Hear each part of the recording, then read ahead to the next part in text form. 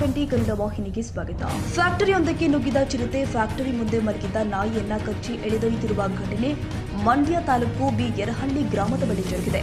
ಈ ಗ್ರಾಮದ ಶಂಕರಲಿಂಗು ಎಂಬುವರಿಗೆ ಸೇರಿದ ಎರೆಹುಳು ಗೊಬ್ಬರ ತಯಾರಿಕಾ ಫ್ಯಾಕ್ಟರಿಯಲ್ಲಿ ಸೋಮವಾರ ಮುಂಜಾನೆ 2:30 ಸಮಯದಲ್ಲಿ ಘಟನೆ ಜರುಗಿದ್ದು, ಗುರುವಾರ ಬೆಳಗ್ಗೆ ಫ್ಯಾಕ್ಟರಿಯ ಸಿಸಿಟಿವಿಯನ್ನು ಪರಿಶೀಲನೆ ನಡೆಸಿದ ವೇಳೆ ಚಿರತೆಯ ಈ ದಾಳಿ ಕೃತ್ಯ ಬೆಳಕಿಗೆ ಬಂದಿದೆ.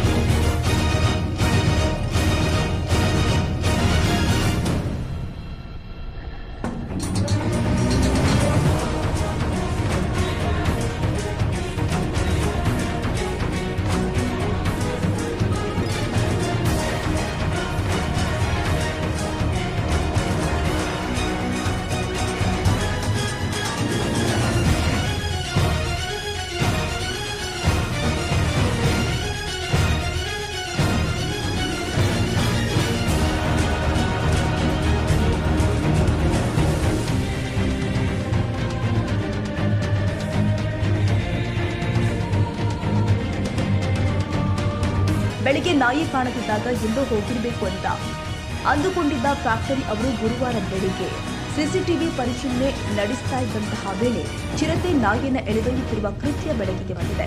ಇದರಿಂದ ಆತಂಕಕ್ಕೆ ಒಳಗಾಗಿರುವ ಫ್ಯಾಕ್ಟರಿ ಮಾಲೀಕರು ಅರಣ್ಯ ಇಲಾಖೆಗೆ ಈ ಕುರಿತು ಮಾಹಿತಿ ನೀಡಿ ಚಿರತೆ ಸೆರೆಗೆ ಕ್ರಮ ವಹಿಸುವಂತೆ ಕೋರಿದ್ದಾರೆ.